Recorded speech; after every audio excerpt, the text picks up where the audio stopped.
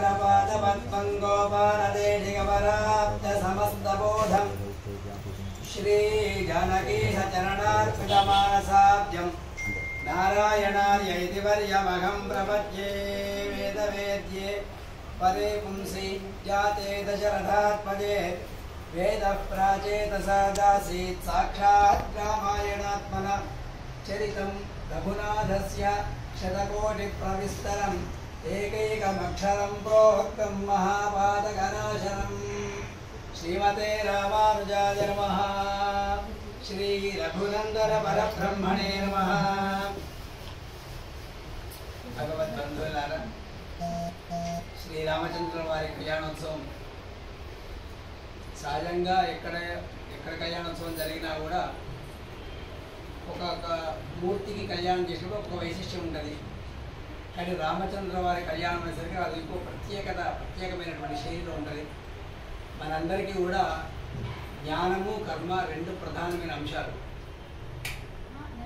జ్ఞానసాగరాన్ని మొత్తాన్ని మనకు అందించిన వాడు భగవానుడు కృష్ణావతారంలో అందించేశాడు. రాముల వారు అందించింది మొత్తం కర్మను అనుసరిస్తూ తాను ఆచరిస్తూ మనకు అందించినటువంటి విశిష్టమైనటువంటి కర్మాచరణ.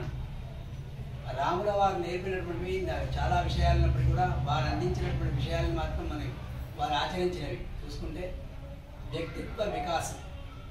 వ్యక్తిత్వ వికాసం అంటే ఎవరితో ఎలా మసులుకోవాలి అనేటువంటి ఇంగిత జ్ఞానాన్ని నేర్పించిన వాడు రామచంద్రుడు.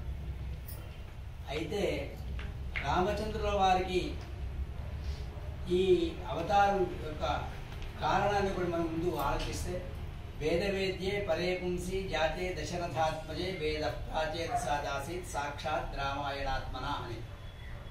మనకి ఏ అవతారమైనా కూడా పాంచరాత ఆగమ సిద్ధాంతానుసారంగా పరవాసుదేవుడైనటువంటి భగవాన్ నుండి అన్నీ వెలువడతాయని. అలాగే ఈ మత్స్యకూర్మో వరాశ్చ నారసింహోస్వామ ఏ అవతారమైనా కూడా ఏదో ఒక కారణాన్ని వెలుగుంచుకొని వచ్చింది. ప్రతి అవతారానికి ఒక కారణం ఉన్నది. ఏంటంటే వేదాన్ని ఉద్ధరించాలి. మత్స్యావతారం వేదాన్ని ఉద్ధరించడానికి, కూర్మావతారం అదొక కారణం. అలాగే ఉపవతానికి ఒక కారణం ఉన్నట్టుగానే మరి రామావతారం యొక్క కారణం ఏమిటంటే రావణాసుర వధ మాత్రమే కాదు. రావణాసుర వధ చేయడానికి కావాలనుకుంటే ఆయన శ్రీవైకుంఠంలో కూర్చొని గజేంద్ర మోక్షం సాధించినట్టుగా, గజేంద్రునికి మోక్షాన్ని ఇచ్చినట్టుగా, మకరాన్ని సంహరించినట్టుగా చేసేయచ్చు. కూర్చున్న చోట చేసేయచ్చు. ద్రౌపదికి వరం ఇచ్చినట్టుగానే కూర్చున్న చోట నుంచి అన్ని పనులు చేసేయచ్చు. కానీ రాముల వారు అవతరించినటువంటి కారణం ఒకటి ఉన్నది. వేదములు అంటే అత్యంత ప్రధానమైనటువంటి ఈ లోకానికి అంతటికి కూడా ఆధారభూతం. వేదమూల ప్రమాణం అంటాం. ఏదైనా మనం ఒకటి ఆచరిస్తాం అంటే అది వేదమూలంగా ఉండాలి, అదే ప్రమాణం అయి ఉండాలి. వీటి వేదం అంటే మనకి శృతి అని పేరు.